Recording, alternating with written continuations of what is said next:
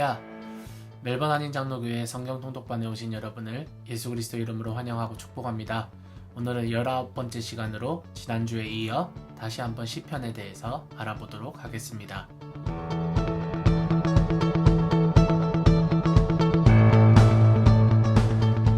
지난주에는 시편 전체를 어떤 관점을 가지고 읽어야 하는지에 대해 알아보았습니다.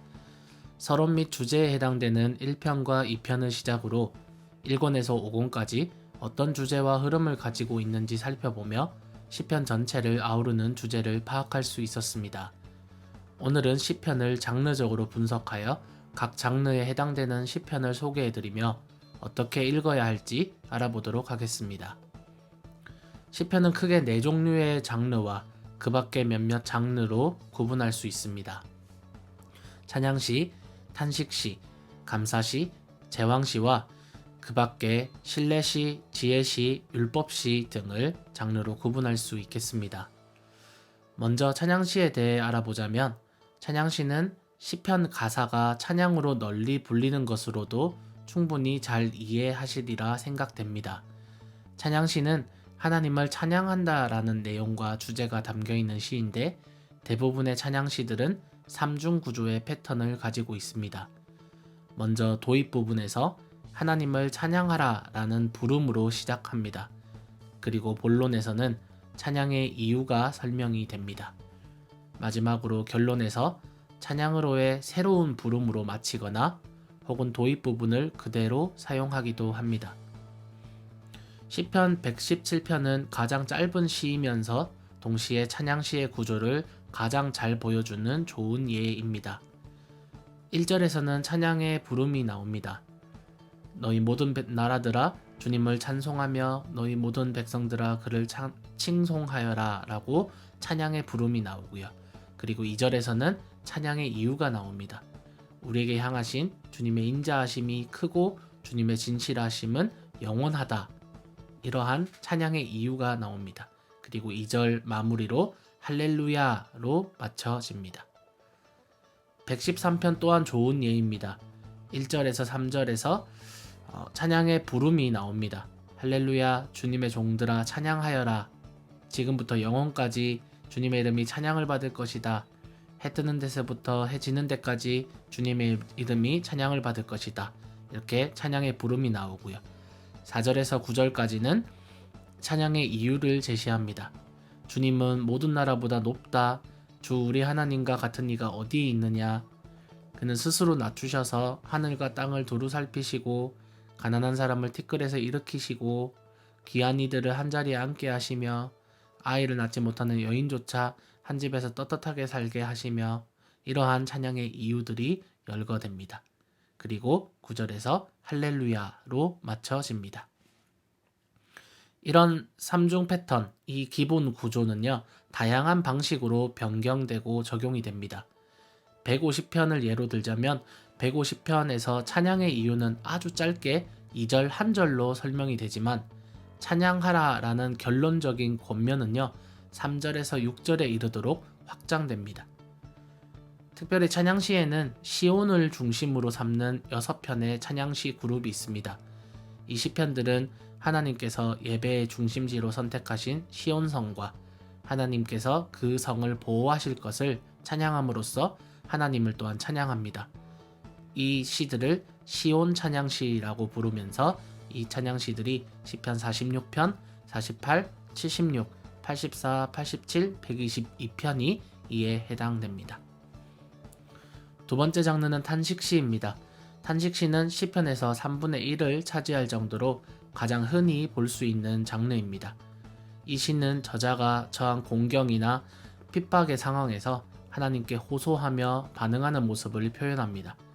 이 탄식시를 구성하는 요소는 많지만 이 구성 요소가 한 시에 다 등장하는 것은 아니고 배열 순서 또한 다양해서 구조적으로 굉장히 유연한 특징을 가지고 있습니다. 다음의 목록은 좀 더 자주 등장하는 탄식시의 구성 요소들입니다. 보통 대부분의 탄식시는 하나님을 향한 호소로 시작합니다. 시인이 겪는 현실에 대한 불평이 이어서 등장하고 그로 인한 간구가 나옵니다. 종종 이 간구를 뒷받침하는 근거가 제시되는데 보통은 하나님의 성품과 하나님의 명예 혹은 저자가 처한 상황의 엄청난 심각성이 제시가 됩니다. 저자를 어려움에 빠뜨린 원수에 대한 복수 요청도 종종 발견할 수 있습니다.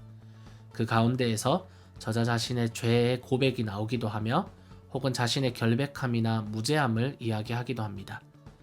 그리고 시는 이렇게 탄식에서 끝나는 것이 아니라 구원에 대해 감사하고 찬양하겠다는 약속과 맹세가 나오며 하나님에 대한 신뢰와 확신의 고백이 마무리 단계에서 언급됩니다. 그래서 찬양과 감사 또한 이 탄식시에서 주요하게 등장합니다. 시편 54편은 이 탄식시의 좋은 예입니다. 54편의 1절에서 하나님을 향해 호소합니다. 그리고 또한 자신의 정당한 무죄함을 이야기합니다. 그리고 1, 2절에서 하나님께 구원과 변호와 기도를 들으시기를 간구하고 있습니다. 3절로 넘어가 보면 현재 상황에 대한 불평이 담겨 있습니다. 원수들이 어떻게 하고 있는지에 대한 설명이죠. 4절에서는 그럼에도 불구하고 하나님에 대한 신뢰를 고백합니다. 5절에서는 원수에 대한 복수를 요청하고요. 6절에서 하나님께 예배하며 감사를 드리기를 맹세하고 있습니다. 그리고 7절에서 하나님을 찬양하고 있습니다. 때때로 탄식시에서 등장하는 나, 화자인 나라는 이 사람이 한 공동체를 대표하는 인물일 때 이 탄식시는 개인적인 탄식시가 아니라 공동체적인 탄식시가 됩니다. 주로 이런 공동체 탄식시는 44편, 60편, 74편, 79편, 83편과 같이 전쟁에서의 패배를 이야기하거나 126편, 144편과 같이 가뭄이나 기근 같은 재난을 반영하기도 합니다. 세 번째 장르인 감사시는요, 시인이 경험한 어떤 구체적인 구원 행위로 인해서 하나님을 찬양하고 감사하는 시입니다. 이 노래는 하나님을 찬양하기 위함도 있지만 온 회중 앞에서 하나님이 하신 일에 대한 간증의 형태이기도 합니다. 이 감사시들은 탄식시에서 드린 기도에 대한 응답하신 하나님께 대한 저자의 반응이며 감사의 희생제사와 함께 드린 것을 볼 수 있습니다. 감사시는 다음 같은 3중 구조를 지니고 있습니다. 도입에서는 하나님의 이름을 부릅니다. 그리고 본론에서는 구체적인 저자의 상황과 경험을 이야기하는데 여기에서는 이전에 겪은 곤란한 상황에 대한 묘사와 그런 상태에서 시인이 드린 구원을 호소하는 기도가 소개되고 또한 하나님께서 구원하신 행동, 구체적인 행동에 대한 표현과 저자 자신의 맹세를 이행했다는 언급을 포함합니다. 결론에서는 자기 자신 스스로를 향해서 혹은 종종 회중들을 향해서 하나님을 함께 찬양하자고 권면하는 내용이 나옵니다. 이 감사시의 예로 시편 116편을 보시면요. 1절, 2절에서 하나님의 이름을 부르며 그에게 기도하겠다는 의지를 표현하고 있습니다. 3절에서 11절을 보시면 시인이 처했던 어려운 상황에 대해서 묘사하고 있습니다. 그리고 이 상황 가운데에서 4절에 시인이 하나님께 기도하였다는 이 사실과 6절, 8절, 9절에서 하나님께서 구원하시는 행동을 구체적으로 포함하고 있습니다. 12절에서 19절은 이제 자신의 맹세와 약속을 지킬 의지를 표현합니다. 하나님께 무엇으로 갚을까? 서원한 것을 이루겠다. 감사제사를 드리겠다와 같은 자신의 의지를 보이고 있습니다. 그리고 마지막 19절에서 할렐루야를 외치며 여호와를 찬양하라고 권면합니다. 탄식시와 같이 감사시에서도 저자가 공동체를 대표하는 인물일 때 시는 공동체의 감사시가 될 수 있습니다. 시편 18편과 118편, 124편이 바로 공동체의 감사시의 예로 들 수 있을 것 같습니다. 제왕시는 조금은 익숙하지 않은 이름의 장르일 것입니다. 이것은 이름 그대로 내용적인 면에서 하나님과 왕의 관계에 관련이 있습니다. 다음과 같은 시들이 바로 제왕시에 해당할 것인데 몇몇 학자들은 공동체 탄식시와 공동체 감사시 또한 제왕시에 포함되어야 한다고 이야기하기도 합니다.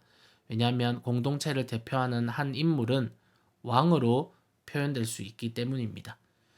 이 제왕시는 종종 등극시 혹은 즉위시라고 불리기도 하는데 왕으로 등극 혹은 즉위식의 내용을 담고 있기 때문입니다. 시편 110편은 왕이 등극하는 장면이 묘사됩니다. 시편 110편 2절 말씀을 보시면 주님께서 임금님의 권능의 지팡이를 시온에서 하사해 주시니 임금님께서는 저 원수들을 통치하십시오 라고 말합니다. 주님이 권능의 지팡이를 하사해 주는 장면이 나오는데 지팡이가 상징하는 것은 이스라엘도 그렇지만 많은 문화권에서 지휘권을 의미합니다. 한국 군대에서도 지휘관들은 지휘봉을 항상 가지고 다닙니다.